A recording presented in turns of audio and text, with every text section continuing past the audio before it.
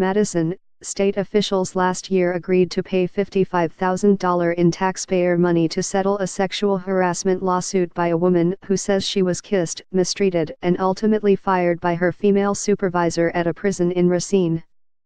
Several women at the Racine Correctional Institution faced either harassment, retaliation for speaking up, or both, according to claims made in federal court in Milwaukee.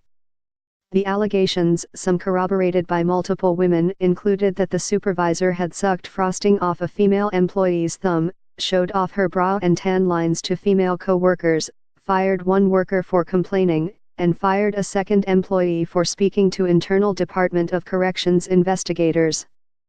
That internal investigation and a federal Equal Employment Opportunities Commission review both found evidence that sexual harassment had occurred.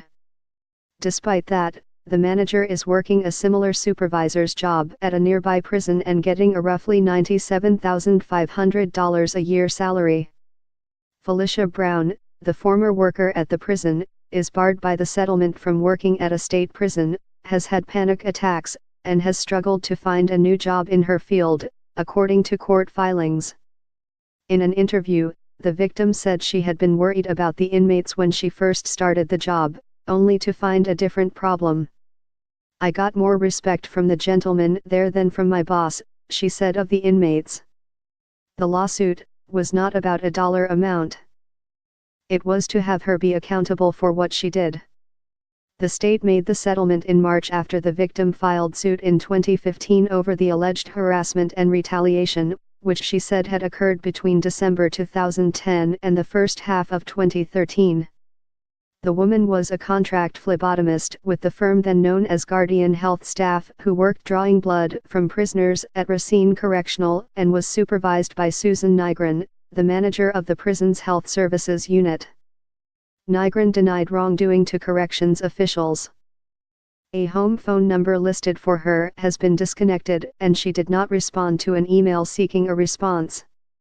According to the federal lawsuit and the Internal Department of Corrections investigation, Nygren repeatedly mistreated her employees. In December 2010, Nygren allegedly kissed the phlebotomist on the lips at work. The woman told her contract agency and the assistant health services manager who worked under Nygren that the kiss was not welcome. It offended, frightened, and disgusted her, the lawsuit says. In December 2012, Nygren kissed the woman on the forehead and said she had done it because you're so darn cute. Nygren also told the woman that if they were partners then she could be on Nygren's health insurance. That was confirmed during the federal lawsuit by a former prison nurse, Camilla Selman, who was present at the time and said in a filing that the exchange made her feel shocked and uncomfortable. The corrections investigation found that Nygren kissed one other female co-worker on the forehead 6 to 8 times a year.